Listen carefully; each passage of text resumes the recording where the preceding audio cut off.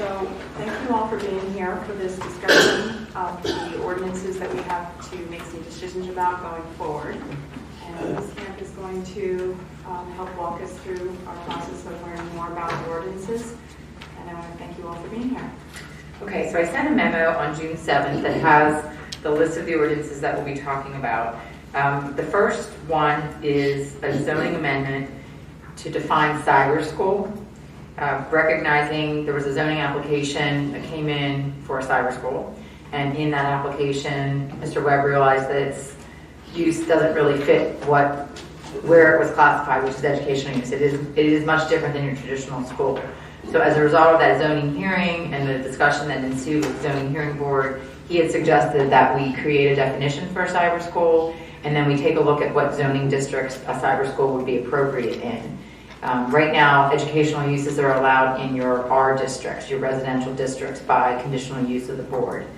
So that was the first amendment, was really just to address cyber schools as a separate and distinct use, and then identify what districts they'd be permitted in. What we did was we looked at where your zoning ordinance allows offices to be located. So that's the first ordinance. The second part of that ordinance was fireworks. So back in 2018, the board amended its fireworks chapter of the code. And as part of that, there was a separate amendment that dealt with fireworks being sold from temporary structures, because the PA fireworks law, when it was amended, it allowed consumer fireworks to be sold from temporary structures. So in 2018, a zoning amendment was enacted to recognize that use. In 2019, or might have been late 2018, the Pennsylvania Commonwealth Court struck down certain provisions of the PA fireworks law, and the one that they struck down was that consumer fireworks can no longer be sold from temporary structures. And it wasn't on substantive grounds, it was on a procedural ground. So in addition to addressing the cyber school issue, this proposed zoning amendment would undo that zoning ordinance amendment that was enacted in 2018. It would no longer recognize the sale of consumer fireworks from temporary structures. So that's the first ordinance amendment. So if the board's comfortable with those changes, you can move that forward. We have to, because it's zoning, we have to send it to the County Planning Commission, and you have to have your Planning Commission review it. While that ordinance was pending, Mr. Moore was contacting me on behalf of Mr. Freeze, who owns the industrial park at 211 Carter Drive. And I'm going to let Mr. Moore just go ahead and speak for yourself, but you do have his letter. And sir, you do need to come to the podium so we can get your testimony, so to speak, on camera. They videotape the meetings. Good evening, Tom Moore for Bill Freeze.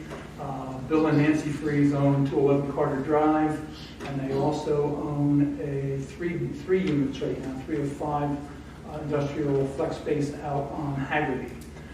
Both are in an I-2, I believe.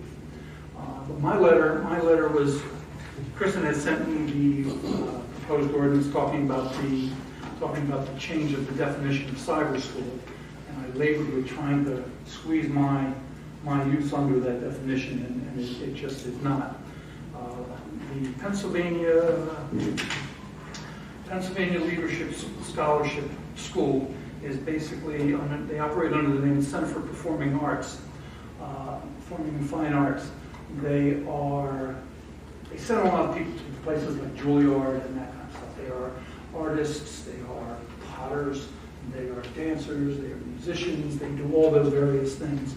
They have a cyber component to it because they are only on site with the actual arts 2 days a week. The rest of it, they are at home, in front of a computer somewhere doing their studies. When I saw that we were just talking about definition of cyber school, and we just heard Kristen talking about expanding the areas in which you will allow education uses, that's where we are trying to fit. If I'm here to lobby the Board of Supervisors to pass the ordinance that Kristen just referred to, Ms. Camp just referred to, and allow an education use in an I-2. That frees my tenant and my client up to strike a deal to either expand the school throughout 211 Carter Drive, or perhaps even have Mr. Freeze build another building. We have been approved for 5 buildings out there at Abbey Boulevard to be built. Our tenant kind of tells us that he thinks he could probably fill a whole building. That may be the way to go, we just don't know. But until the education use is allowed in an I-2, we were, if I wanted to do anything, I got to come in looking for use variances, expansion of non-conforming uses, and doing more than 25% expansion, et cetera. So I'm here to convince you or argue in favor of the moving of the expanding of the education uses in the I-2 zone. Couple comments on that, and thank you, Tom. Obviously, at one point in time, your ordinance allowed educational uses in your I districts, both your I-1 and your I-2. There are, I can think of several educational uses within I districts. For example, McDermott Drive is an I district. You have Westchester Graduate School there. At one point in time, there was a lot of tension between Westchester University and the township with respect to expansion of university uses, taking up additional properties, not feeling like the township was getting cooperation with the university for proper planning for that expansion, not getting proper cooperation in terms of recognizing that with additional expansion of university uses, both in the industrial districts and the residential districts, you were taking up taxable properties and making them tax exempt. They were not willing to cooperate with respect to traffic improvements, pedestrian improvements. That led the board at the time to think long and hard about whether they wanted educational uses to expand into the I districts, which was mainly along Matlack Street at the time. That was really where the thrust of the discussion was. So as a result of that tension and feeling like the university was continuing to creep without really being a responsible participant in trying to work with the township and the borough for that matter, the township enacted the ordinance to remove educational uses from the I districts.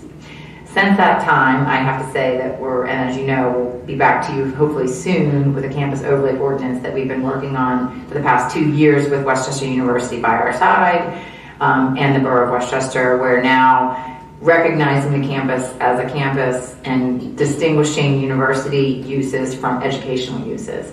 So the proposal that was discussed with the Planning Commission last week is that you would have 2 different definitions. One would be university educational use, and one would be educational use. The university educational use would be allowed in this new planned campus district. And obviously we'll talk about the boundaries of that when we get into that one. The educational uses today would be what you're traditionally seeing as, Westchester School District, elementary schools, maybe some charter schools. Under today's ordinance, you wouldn't be allowed to have them, in the I district. So that's really the question is, are you willing to go back to the way it was at one point in time and recognize that educational uses are appropriate use within your I-1 or your I-2 district? So that can be, we can meld that into the ordinance that I have for this cyber school, or we can do it as a standalone ordinance. It doesn't matter either way. How does that fall in line with the overlay? So with the overlay, the way it's contemplated now, the underlying zoning districts would remain. So the R3 would stay, the I-1 would stay, the I-2 would stay. That would be the underlying base zoning. There would be an overlay district for planned campus, and there's 4 different parts of that. There's planned campus 1, which is the property right across the street from Rosedale, closest to the university. Planned campus 2 is a little bit further away. Planned campus 3 is Matlack, and down by the where the football field is. And planned campus 4, where's 4? I can't remember where 4 is. No, it doesn't go to Roslyn. It's on the east side, I believe, towards the east side off of High Street, I believe. Okay. So it wouldn't, I don't think it would have, so what it would do is it would again, if it's passed with the boundaries that are contemplated, it would allow certain university facilities within PUC 1, PUC 2, 3, and 4. And the way it's devised is that the more impactful uses, for example, a convocation center, that would be the furthest away from residential properties. It would be the closest to your I districts.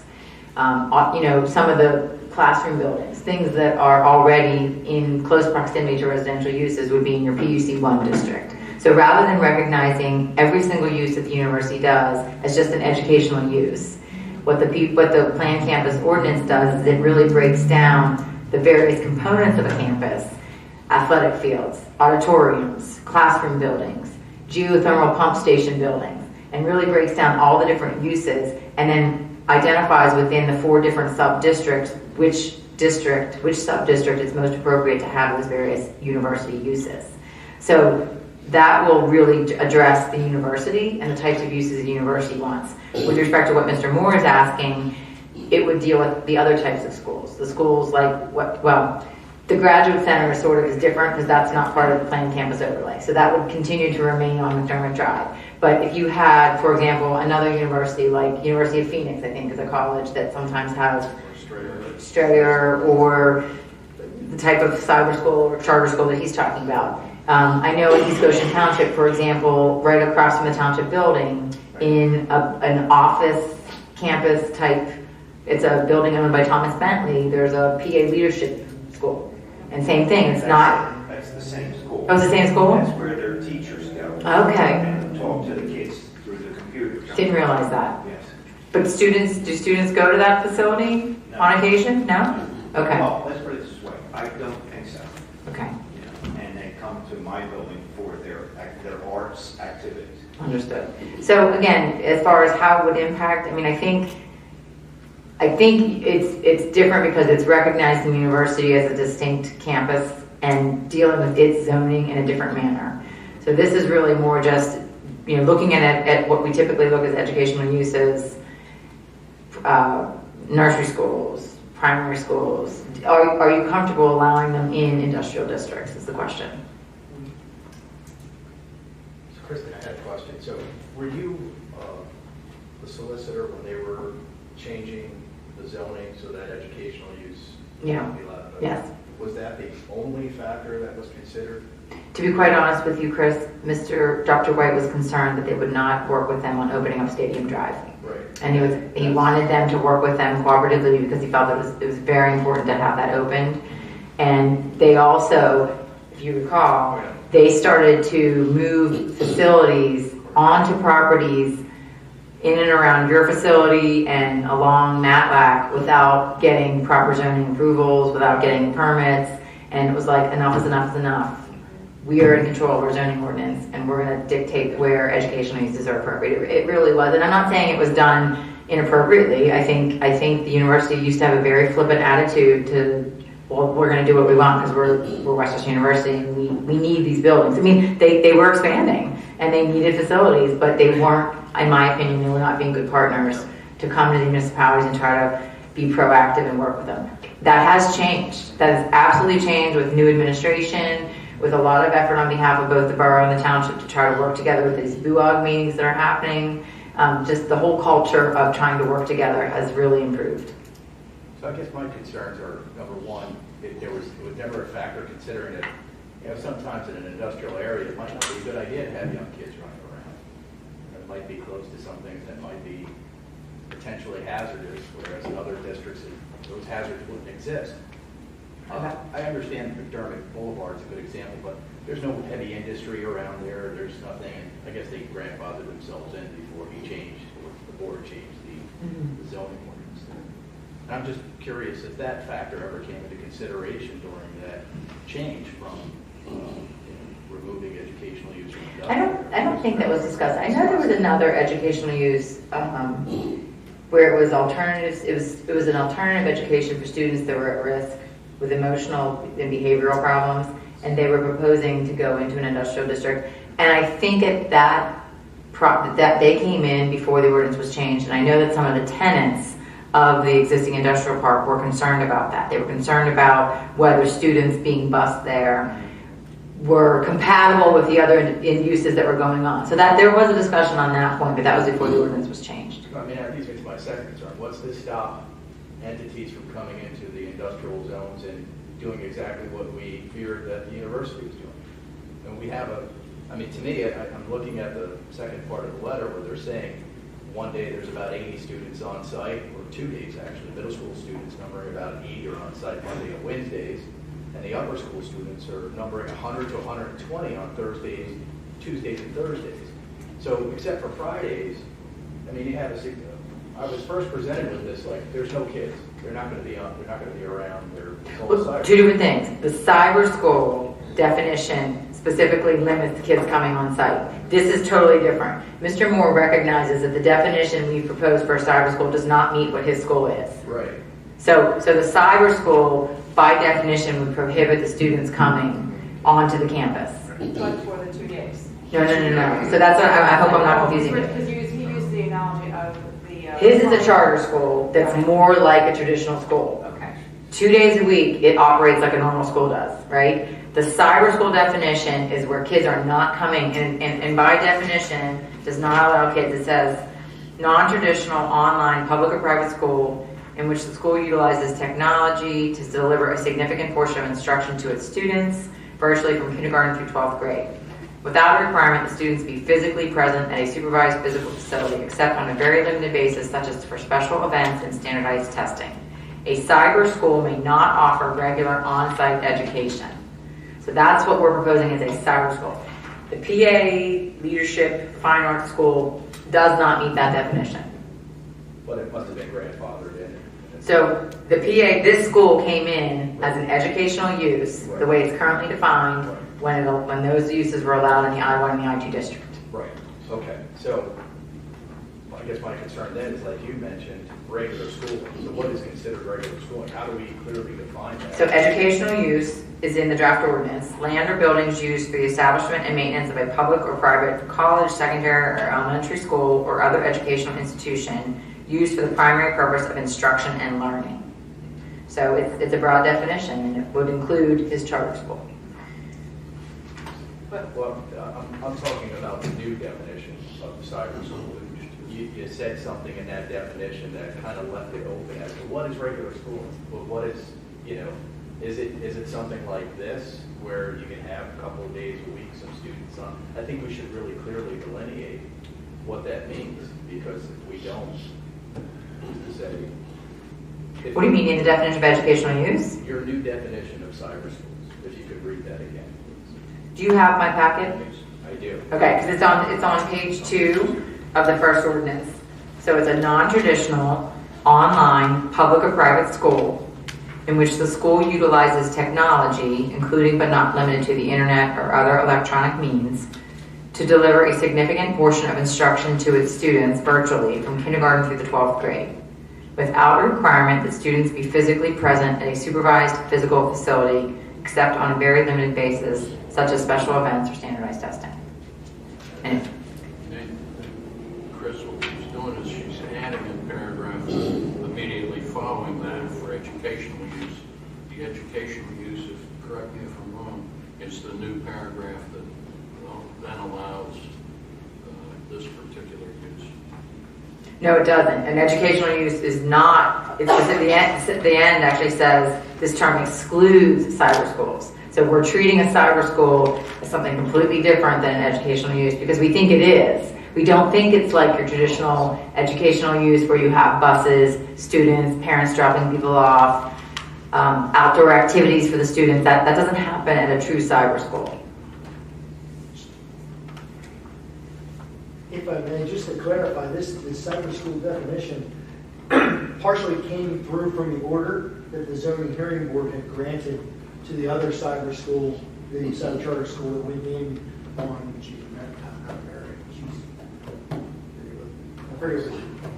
yes, on Rice Lane at 1245 Rice. So that's where the majority of this definition came from, with where they're allowed to come on to site for the testing and the socialization events. So my only question, kind of piggybacking off of Chris's perspective questions, is what does this mean with respect to all other educational purposes for other schools? They're not cyber. So right now you're allowed to have educational uses in all of your R districts. Okay. And this change wouldn't change that. The ordinance that's before you right now would not change that. Educational uses would continue to be allowed in your residential districts and would not be allowed in your I districts or your C districts if you push this ordinance forward. If you want to make a further amendment based on Mr. Moore's argument to you, we wouldn't make a new definition for his charter school. I think it would fit under the definition of educational use, and you can decide whether you want to amend the use regulations for the I-1 and the I-2 to allow educational uses. And it doesn't have to be all or nothing. It doesn't have to be, no, we're going to keep it like it is, or yes, we'll agree to change it. You could, and we could ask Mr. Moore to try to be creative and think of some limitations that it would be appropriate to have an educational use in the I-1 or I-2 subject to certain criteria. For example, it's not within X number of feet of a manufacturing or other facility, Chris, that maybe you'd be concerned about them being in close proximity to. You could have it be by conditional use, which it is now anyway, and have specific standards for educational uses within the I district. That may be one way to go about it. Or maybe something you want to take under advisement. I think the struggle is this. Their school is so unique, right? It's not a 5-day a week. Are the kids, they're not taking buses there, is that right?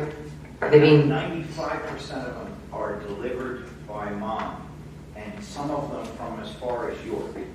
It's actually kind of a specialty school, and sir, I understand your comments about, in an industrial district, but these kids are different than most kids today. These kids are focused. They come there and they're doing activities inside the school. Dance, theater is a very big thing at that school, and they have sent people on, to prestigious colleges. But they've been my tenant for 25 years, and I've never had any problems with them. You don't have problems with kids outside. I am at the end of the cul-de-sac, which could be a benefit to me, although I know you can't write ordinances based on that. But they're a wonderful tenant, and they're looking to expand, and not by 25%. I mean, they're looking to maybe double in size. And they're not tax exempt because he's the owner and they're leasing from him, so you're not losing tax revenue in that kind of a situation. So maybe it's something we go back to the drawing board and ask Tom to put together some standards by which educational uses would be allowed in your I districts, as long as it's not impacting what you have to have in your I districts, which is your more heavy industrial, manufacturing, that kind of use. I mean, that's a consideration too, and I understand. Your kids sound like they're a great bunch of students, but that's not the only players. There's And I understand that you're making ordinances, you can't do something just for me. Yeah. In reality, though, it's not just 2 days; it's 4 days that your kids are there. You're breaking it up in middle school 2 days, and then you got your upper. It's different children, yes, but there's children. Correct. 4 days of the week. Yeah. Except for Friday. Yeah. And I understand that this was done before currently, but it's a concern of mine. So I mean, I would feel uncomfortable going forward just to make a blanket change when we have children involved in industrial areas. I think we should be kind of careful about how we do that. Is this similar to the upper Darby summer stage program? Sir, I wouldn't know how to answer that. I don't know anything about that. But this is, as I said, the theater is a big part of this. Dance is a big part of it. Yeah. Music is a big part of it. And then there are some tangentials in my mind, photography and ceramics. That's I believe all the activities. And these kids are very focused, especially for the way kids are today. I have a question. In the years when educational use was allowed in I-1, I-2, was this the only educational establishment in an I-1, I-2? No, I think Bill would speak to more. We currently, I'm sorry, with regards to the cyber charter school, part of their argument to the zoning hearing board was there are already similar uses, not cyber charter schools, but like Chesapeake Academy is in the same area on Ward. I mean, it's on Ward Avenue, but it's still that's right by the airport, right by UPS. There's also one on McDermott. Right, and Right now, McDermott.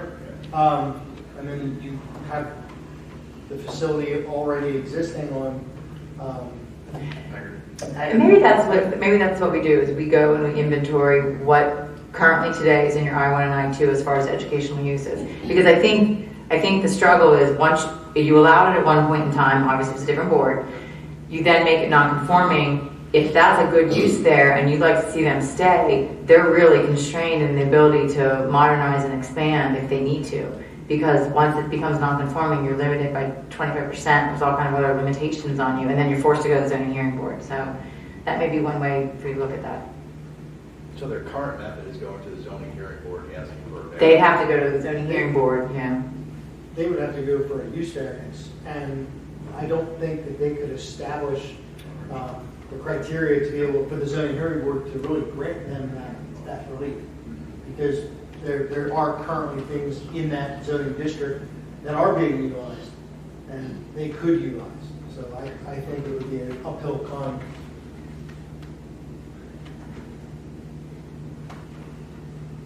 Why don't we break this apart? So are you comfortable with the first ordinance, which was breaking out cyber schools, defining that differently, allowing those where we allow offices, and then obviously making the amendment for the consumer fireworks? Yes, do we need a motion to?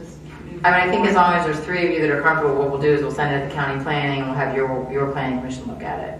Should we be asking for public comment? Sure. Okay. Just swear to say your Can we do the motion first? Go ahead, please, thank you. I'll move that we I'll second it. Thank you. It's actually on the next one, if you're breaking it out. It would be Oh, on- okay, very good then. Thank you. Okay, all in favor? Well, I just had a question. One of the questions I had before you, Kristen, was the definition. They say except on a very limited basis. What exactly does that mean? Well, it's tough to define in every circumstance. I mean, that's why I said such as special events and standardized testing. For example, if you had to meet with your professor, to meet with your teacher, I think a student in that case could come to the cyber school to have a one-on-one tutor session or meeting.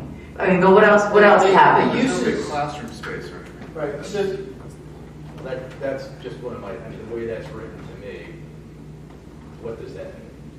That's very general. Does that mean like this charter school where you get No, absolutely not. 20 folks 4 days a week? No, because if you have to read it as a whole. So where it says that they're not, without requirement that students be physically present at a supervised physical facility. His charter school, the kids are coming on a regular basis to a supervised physical facility for education. Okay.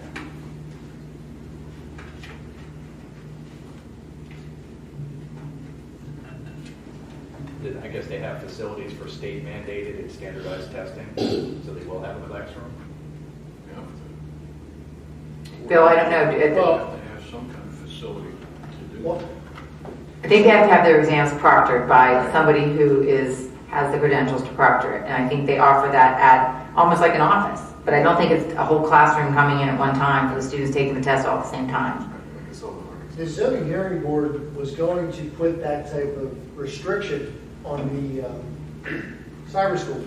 And the cyber school said that would create an undue hardship for them because they would have to then go out and rent a facility for these students to go take their state exams that they're required, their PSSAs or whatever they have to take. So the zoning hearing board said, okay, we will allow those standardized testing for the students to come on site for that. And the other events that they would allow to come on site for would be the cyber school did socialization events twice a year. They might do something around Christmas, and they might do something in the spring. Actually, in the spring, they said they utilized East Goshen's park, and we told them our park's nicer, so they're going to use our park. But those were some of the socialization events that they said. So we're breaking this up first to just... Yeah, this ordinance before you now doesn't do anything with allowing educational use, Right. a traditional educational use in the I district. So Yes. this is just a cyber school definition. Cyber school definition and allowing cyber schools as it's defined here in commercial districts and industrial districts. But it's a cyber school, not the charter school where you're having students coming.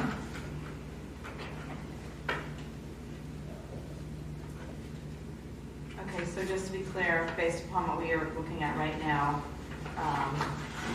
in the original ordinance, we would stop before section 3, where it turns into? No, this Okay. ordinance before you doesn't address anything that Mr. Moore requested. I've not gone forward and put that into an ordinance because I wasn't sure if the board was comfortable with Okay, it. so all we had was the first 2 areas where we were giving definitions. No, the entire ordinance would be something you're moving forward, which would be Right, I have that. defining cyber school, defining educational use to exclude cyber school, and going through all the use definition, use areas for all the different commercial and industrial regulation, industrial districts, and allowing a cyber school. And then the second part of it is the consumer fireworks part. Okay, when you said I thought you said you're breaking it up to separate the 2? No. For purposes of you telling me what you want to go forward with. If you're comfortable with this ordinance, which deals with cyber schools and fireworks, that can move forward. 2 separate ordinances, right? No, because they're both in zoning. They're both in zoning. That's the question I had. Why do we have fireworks? Because the reason why is because it costs you a lot of money to do an advertisement for a public hearing. You have to, every zoning amendment has to go to the county planning commission 30 days prior. So there's an administrative process of sending it through the Act 247 review. It goes to your planning commission, and then you have to advertise for a public hearing 2 times. It costs about $1,500 to do that. So to the extent that you're doing zoning amendments, I always say merge them, put them into one, and go through that hearing process once. Now, if we take and allow this particular use that he's proposing, is that an additional? Right, so that's why I thought if you were comfortable with it, we would go back and we would add a new section, or however many more sections we needed to add to this, to allow educational uses in the I district. If you're not comfortable with that, we wouldn't do that, we'd keep it as is. Is he only in the I-2?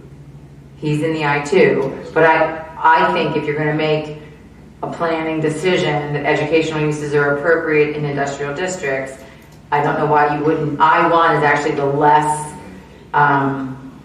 what's the word I'm looking for?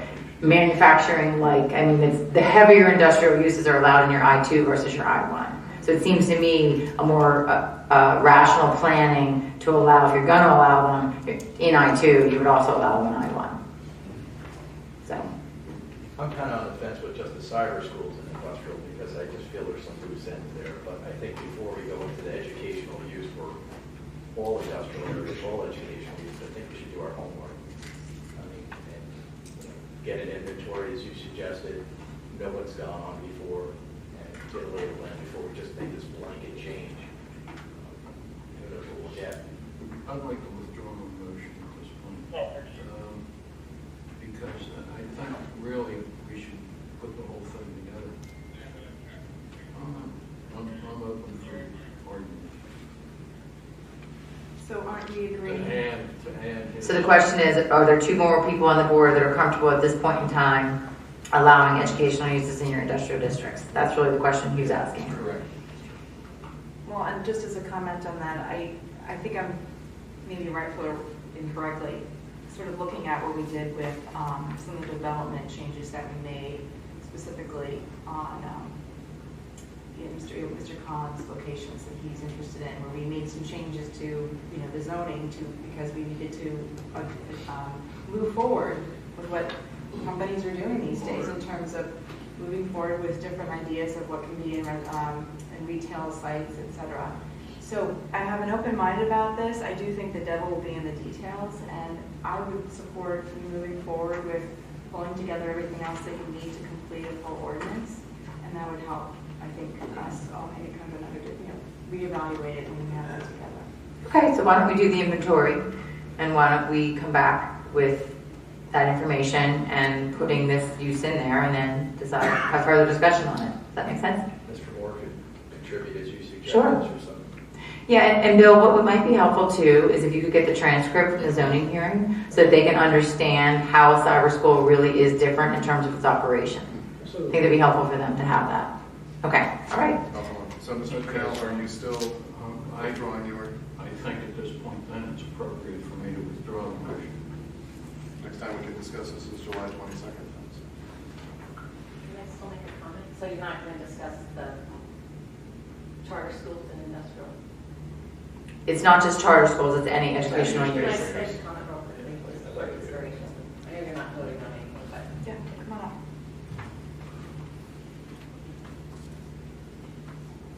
Hi, good evening, Margie Swart. Just listening, it reminded me of Harrison Hill, the 55 and older, that I think got a zoning amendment, and that is the 55 and older off 202. So that was an amendment to allow those probably over 100 homes in an industrial area.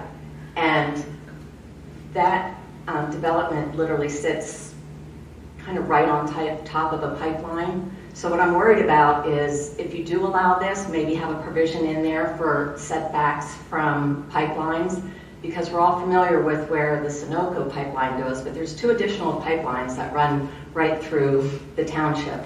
And I believe a lot of that pipeline is in industrial areas. So I'm afraid if this is allowed and you don't write the ordinance to have a provision that if it is a school of some sort, that there's a, whatever, 500 feet, 750 feet back from a pipeline. So that's all. Thank you. Good recommendation, thank you. We can also, Ms. Swart, when we did the public utility facility definition, in those provisions, there may be setbacks from educational uses, so we'll take a look at that. It may already be in there, but the other way around, having it, the public utility facility not be able to afford, although those are already in the ground, so that wouldn't make sense. Okay, thank you. Thank you.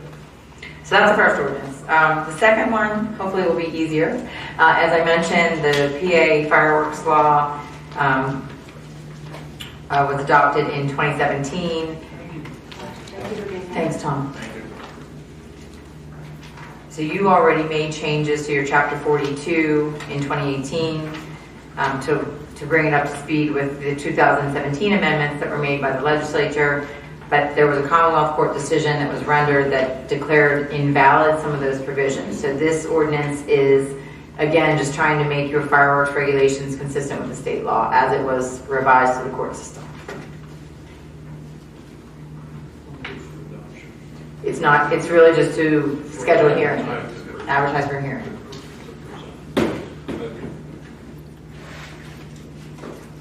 I just want to be sure this is the revised, there's nothing more than. Nothing more needs to be, So what that's we right. already read is where, what we had to make the adjustments for. That's correct. Okay. And because this is not a zoning ordinance or a subdivision land development ordinance, it only has to go through one advertisement, 7 days prior to your hearing.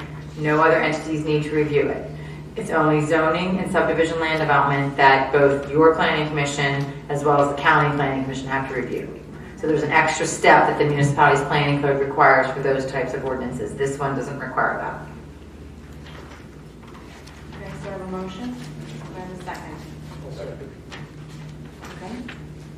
Anyone here for public comment? Okay, hearing none. All in favor? Aye. We'll advertise that. Thank you for updating that. That'll be July 22nd. I'm going to skip and do the wireless communication one because that's also one that I feel we need to really move forward because a federal law changed. The FCC, which has regulations to address the Telecommunications Act, changed and issued a regulatory ruling that requires municipalities to fast-paced, basically, applications for small wireless facilities. That's a defined term in federal regulations. You have a very robust section of your ordinance that deals with wireless communication facilities. This proposed amendment is just, again, trying to bring your ordinance up to speed with what the current federal law requires.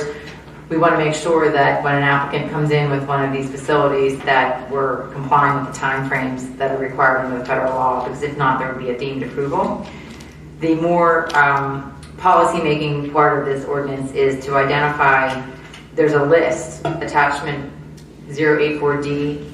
So this is a list of roadways that we came up with in working with your staff where we thought you would be comfortable allowing small wireless facilities, which are basically like your distributed antenna systems that are like sort of like equipment cabinets that you'd see on telephone poles or light fixtures, light standards.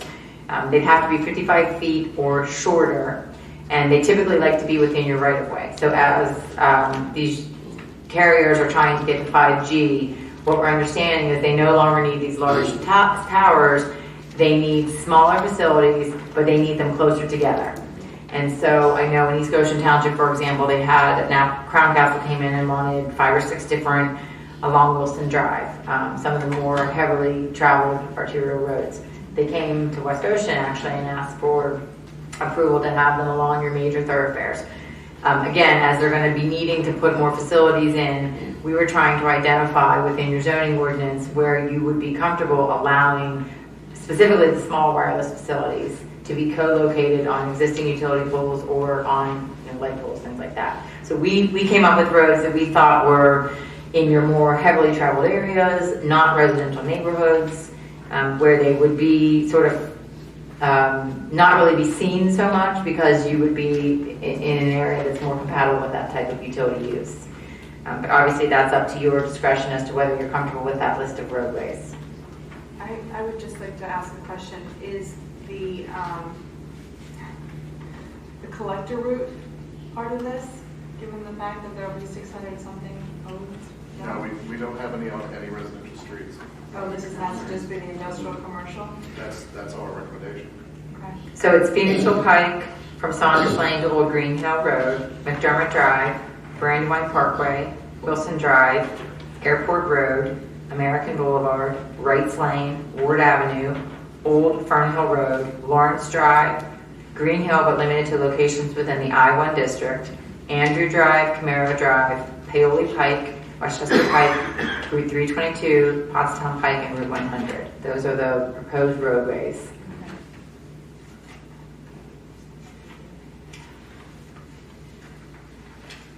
Any other questions?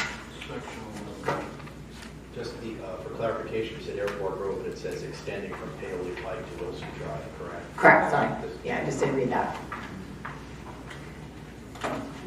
Item number 11. Repealer. I'm questioning that as a typo. Should it be repeater as opposed to repealer? No, that repealer language is it's boilerplate in every ordinance we do. So repealer is just in case something in here is It inconsistent. has to do with repealing. Repealing, yeah. The ordinance as opposed Yeah. to the technical. That's correct. You'll see that in every ordinance that we present to you. So again, this is another ordinance, and another thing, and I didn't mention this the last time, because your planning commission has to review zoning ordinances, you could just, you don't have to make a decision now. In fact, we did that on the first one. We didn't schedule a hearing. We said, just let it go to your planning, let it go to the county planning, and see what comments they come back with. Oftentimes, they have great recommendations that we incorporate into the ordinance. So just, if you're comfortable with at least that process going forward, that would be an appropriate motion to allow this ordinance to go through that planning review. I'd like to make that motion. I'll second. Okay. Ms. Swartzman.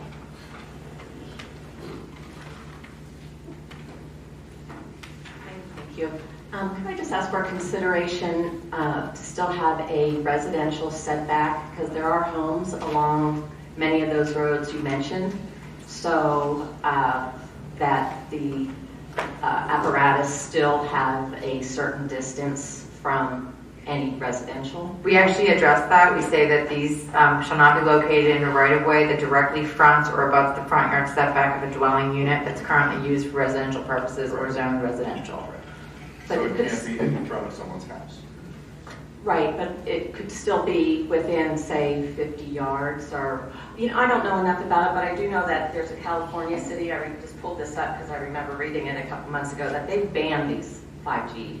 Can't ban them. Yeah, we can't, in Pennsylvania, we I can't. know, just tell me what I Can't ban them. It's federal law. But anyway, so that just led me to believe that some people have a real concern about safety issues and whatever they emit. So just for your consideration moving forward, if you might just have a setback, some homes like that home across the street, I mean, it might not be in their front yard, but it's still 50 feet from the home. So anyway, thanks for your consideration. Thank you for your comment. Okay, so motion and a second, and all in favor? Aye. Just for clarification, I have a motion to send it to the planning. Planning commission and county planning. Correct. And we can still do this July 12th. I would just wait. Yeah. Okay. The next one, Mike, we had this as a hearing that we already had a good discussion on, which was the special events. I came back in the memorandum and sort of gave you some policy questions and things to consider. This came about as a staff recommendation as a result of some larger events that were happening within your streets, within your parks, and some requests for private property owners to have larger events that weren't your traditional accessory uses to single-family homes.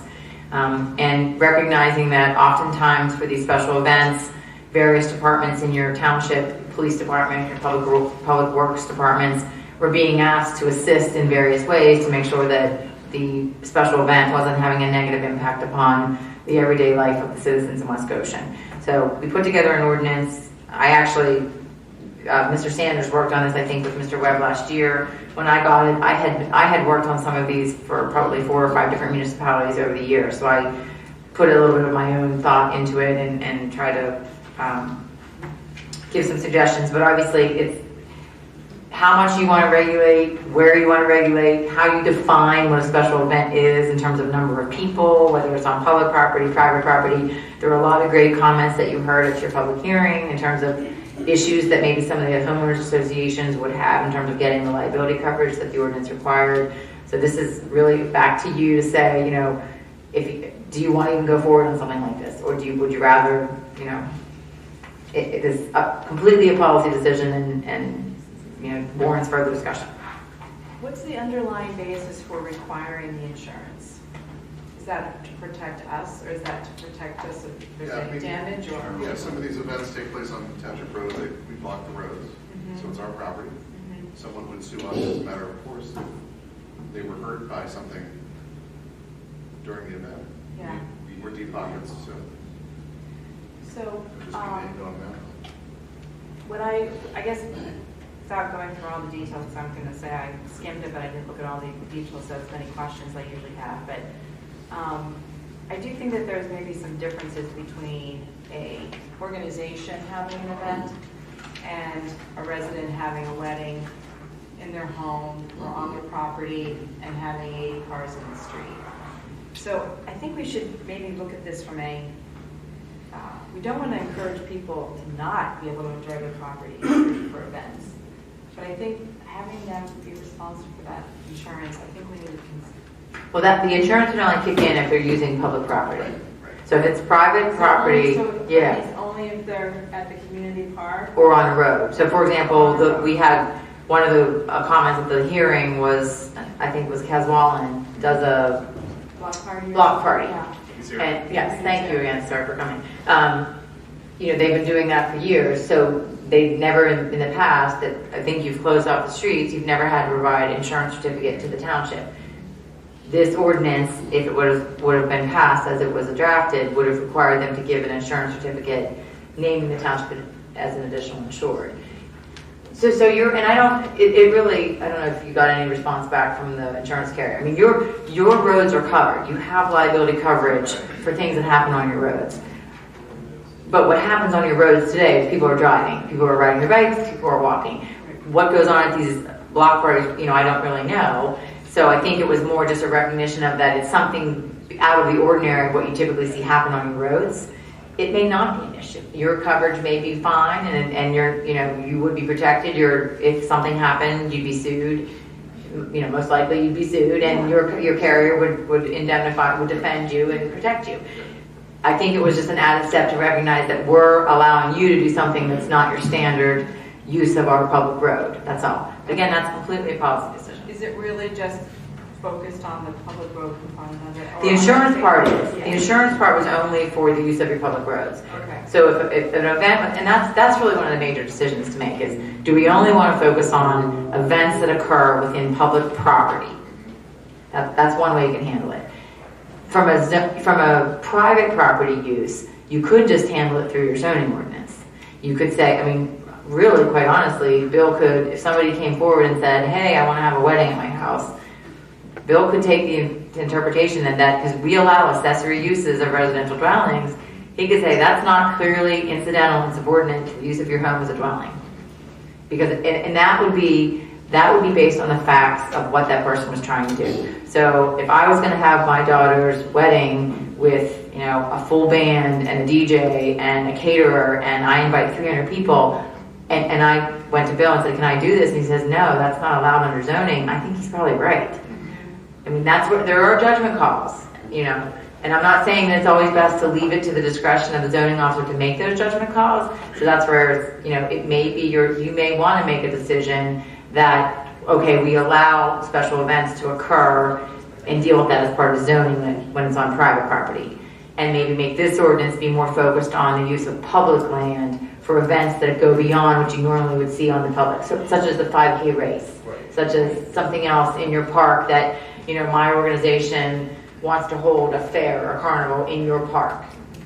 I'm more concerned with that than I am with the example we were presented with the last time. And honestly, that example, they really don't use the street that much. I mean,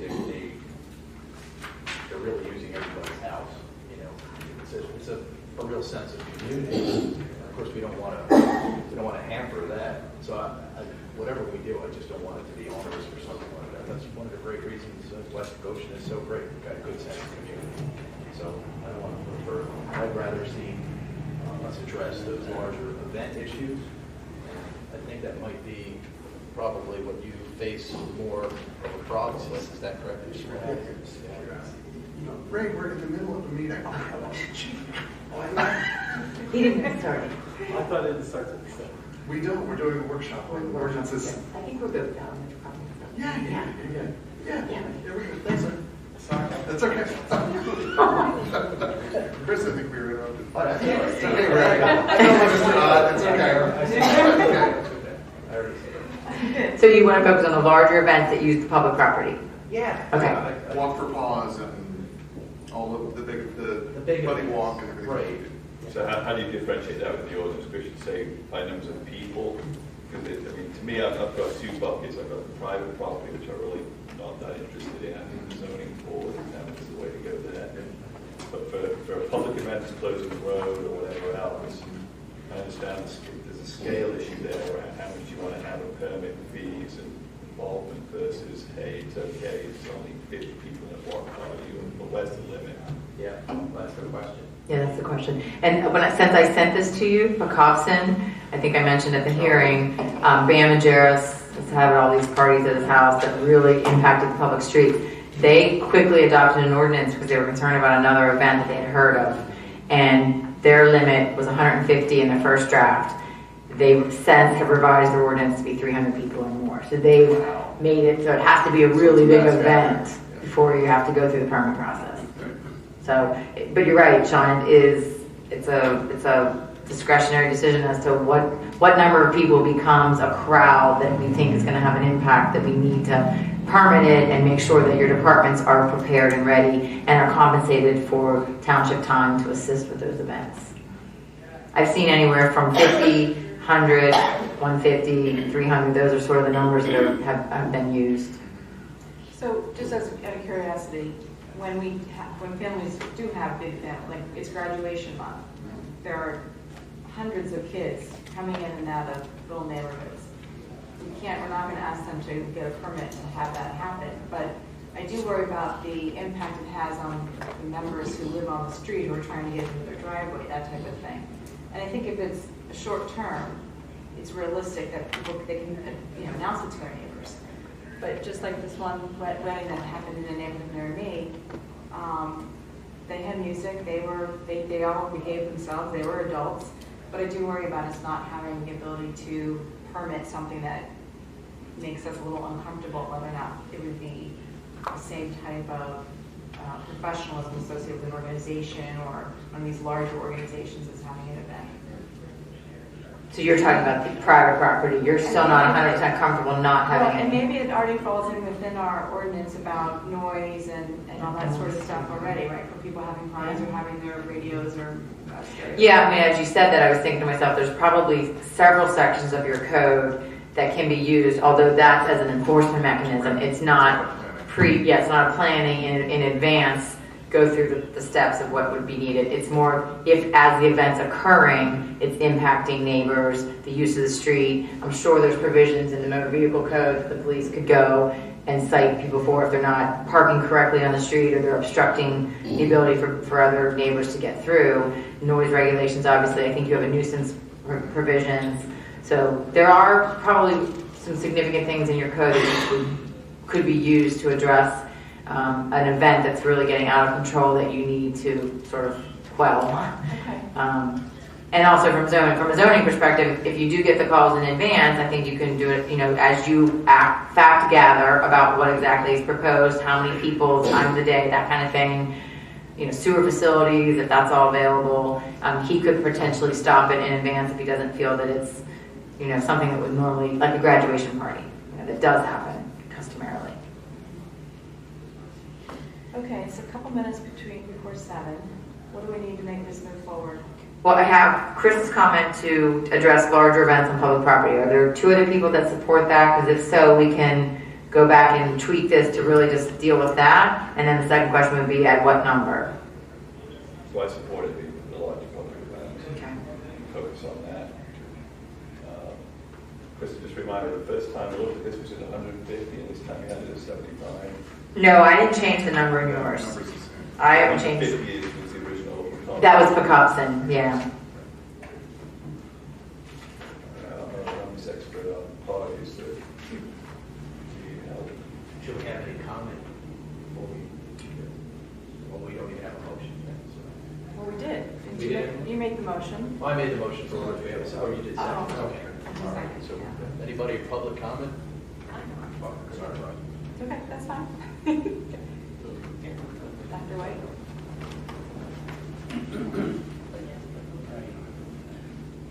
West Goshen, will this still require the insurance for the block parties to occur in various neighborhoods? Or it just depends on the number? It depends on the number, I think. And I guess, I don't know, in your block parties, are you actually using the streets, or is it more just you're blocking the streets, but the actual partying event occurs on private property? We block the street off and set the tables up in the cars. In the streets, okay. But we're in a cul-de-sac, Yes. so it's a long road and then a cul-de-sac, and we live at the end of the cul-de-sac. And there's 3 houses that would be affected. We make sure that any homes that would be affected by the block off, sign off that it's okay for us to do that. Right. So if anyone needs to get in or out of their driveways during that time period, it's usually from like 2 to 6 or something, they can park on the street or they'll use somebody else's driveway so that they can get out when they need to. So We were it's just not like we're blocking off the entire Yeah. road. We were just concerned that the insurance would be a hardship for the civic association, and that if your existing insurance that covers the roads would be sufficient. Yeah, I think we need to find that out, quite honestly. I think we need to. Yes, but please No, go to we- the podium, please. Thank you. Yeah. Yeah, just do.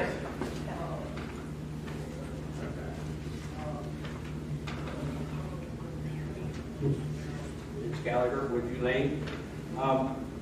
I'd just like to say that if it comes down to an insurance issue, when you have a community day, that's covered by the township insurance, right? If we had to get insurance, it's hundreds of dollars for a party that may involve 60 people. So what would be the consideration if you went to your insurance company, looked at the fact that maybe we could put a rider of a reasonable fee on your insurance for that day's event? That might be a possibility. I don't know. No, our insurance company wouldn't provide coverage for a private entity. Even if we paid a fee or a permit fee. Well, And the other, okay, well, something to look into. The other thing I'd like to say is, you're talking about events where people have a wedding, you don't want to just discourage them or put undue process on them. How about just requiring any event over, say, 100 people, have a permit like we do now with the block party, we fill it out, and basically what you would give them is an instructional sheet with the private, what they can do and what they can't do, then it's very clear. As part of the ordinance. Good idea. Thank you. Thanks. Let's just have one question to follow. How many people do you usually have at the block party? Anywhere, it depends on a good year, we have 65 or 70. Normally, somewhere in there. Now, our community's growing with a lot of children now, so next year we could have 80, but I've never seen it that big. Okay, thank you. Okay, anyone else who hasn't made public comment on this issue who wants to? Okay, hearing none. All in favor? Aye. So you're going to see this again. I'll get it back to you with some tweaks and maybe have some more information from your insurance agent. Okay? So that's, can I get a moment? Yes. Yeah. So we're going to go ahead and adjourn this meeting. I need a motion for this or no? Yeah. Motion to adjourn? So moved. Chris? All right. We're going to adjourn for 10 minutes.